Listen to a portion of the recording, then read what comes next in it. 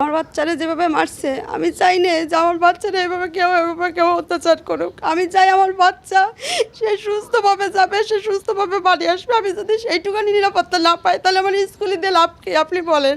দুই শিক্ষকের বিরুদ্ধে পঞ্চম শ্রেণীর এক ছাত্রকে অমানবিক নির্যাতনের অভিযোগ। ভয়ে এখন স্কুলে যেতে চায় না সেই শিশু। ঘটনাটি নড়াইলের লোহাগড়া মডেল সরকারি প্রাথমিক বিদ্যালয়ের।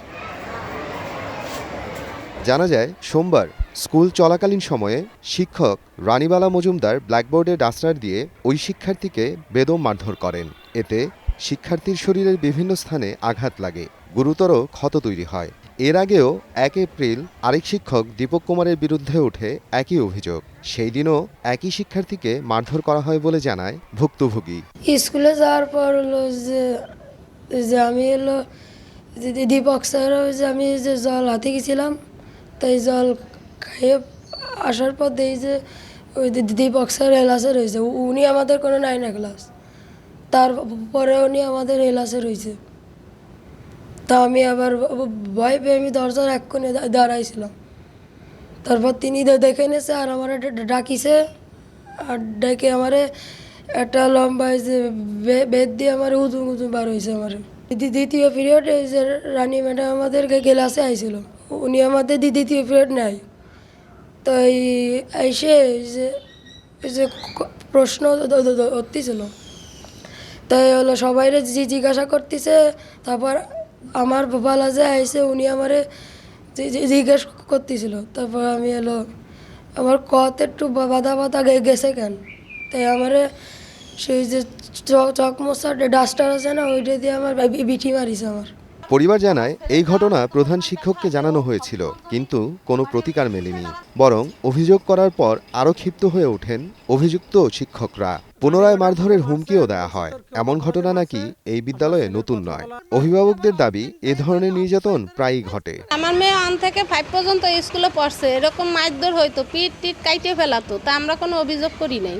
কারণ স্যার ম্যাডামরা শাসন করতেই পারে, শাসন করা মানে এই না যে একবারে কাইটে ফেলবে। রক্ত জমাট হয়ে গেছিল, আমরা কোনো প্রতিবাদ করি নাই। শনিবার দিন আমি স্কুলে গেছি, যাই হেড ম্যাডামকে আমি ওরকে সাথে করে নিয়ে হেড ম্যাডামকে মারির দাগগুলো দেখাইছি যে দেখেন দীপক স্যার একে কীভাবে মারছে। এবং হেড ম্যাডাম দেখে বলে, ও বাবা এভাবে কেউ মারে নাকি? কই আমার একটা সান্ত্বনা দিয়ে বল, ঠিক আছে আজকে দীপক স্যার মনে হয় ছুটিতে আছে, উনি আসলে আমি বলে দেবানে, দাদা আপনার কিছু বলা লাগবে না। এই শুনে আমি চলে গেলাম দোকানে, আর ছেলে ক্লাসে চলে গেল। পরের দিন দীপক স্যার আমার ছেলেকে ক্লাসের যে ওরে থ্রেট দিছে, এই তুই কি হেড ম্যাডামের কাছে নালিশ করছিস? তোর এত বড় সাহস, আমি তোর কীভাবে মারছি? কইটে চলে গেছে। চলে যাওয়ার পরে ও বাসায় এসে বলছে, তারপর আমি শুনছি, আমি তেমন কোনো কী করে নাই, তাকে স্যার বলছে তো স্যারে বেশি কথা বলছে। আচ্ছা, গতকালকে রানী ম্যাডাম ওকে মারছে ডাস্টার দিয়ে পিঠি, এবং বেশ জোরে জোরে মারছে। এমনকি মারার কারণে সে অসুস্থ হয়ে পড়ে।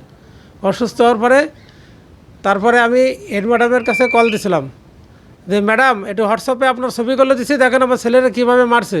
কিন্তু হেড ম্যাডাম দেখার পরেও আমার সাথে কোনো গুরুত্ব সহকারে কোনো কিছু বলতেছে না। আমার বলতেছে, দাদা দেখেন তো কী করা যায়, আমি কি করতে পারি। মানে একজন হেড ম্যাডাম আমাকে বলতে আমি কি করতে পারি।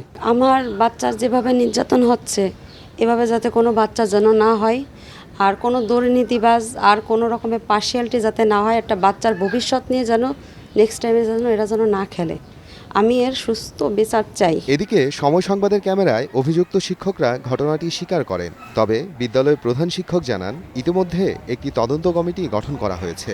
দোষ প্রমাণিত হলে অভিযুক্তদের বিরুদ্ধে ব্যবস্থা নেওয়া হবে।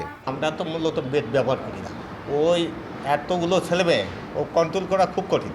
ওই পাশে ওই বেডতে দিয়ে পাশে বেঞ্চ টেবিল বাড়াই মোটামুটি একটু নিয়ন্ত্রণ করার চেষ্টা করি। যারা পারতেছে তারপরে ওই 1টা 2টা করে বাড়ি দেওয়ার পর নাইমা 15 জন ছেলে মেয়ে কালকেই পড়িয়ে দিছে, ও পড়া দেয়নি মানে ওই সময়। তারপরে এই সময় 2টো দিচ্ছে বাংলা ক্লাস। আমার যদিও এখন অ্যাক্সিডেন্টালি লেগে যায়, কারণ ইচ্ছাকৃত, তার সাথে তো আমার কোনো ব্যক্তিগত না। আমি ঊর্ধ্বতন কর্তৃপক্ষকে জানিয়েছি, আমার এটিও স্যার, আমার টিও স্যার, এটা সকালবেলা জানিয়েছি। জানানোর পরে ওনারা এই যে তদন্তের জন্য আমি চাই যে এর সুষ্ঠু সমাধান হোক, এবং এটাতে যদি আমরা দোষী থাকি তাহলে তার শাস্তিমূলক ব্যবস্থা আমরা চাই। রানীবালা মজুমদার 2005 সাল এবং উত্তম হালদার 2011 সাল থেকে এখন পর্যন্ত মডেল সরকারি প্রাথমিক বিদ্যালয়ের শিক্ষক পদে কর্মরত আছেন। সময় সংবাদ, নড়াইল।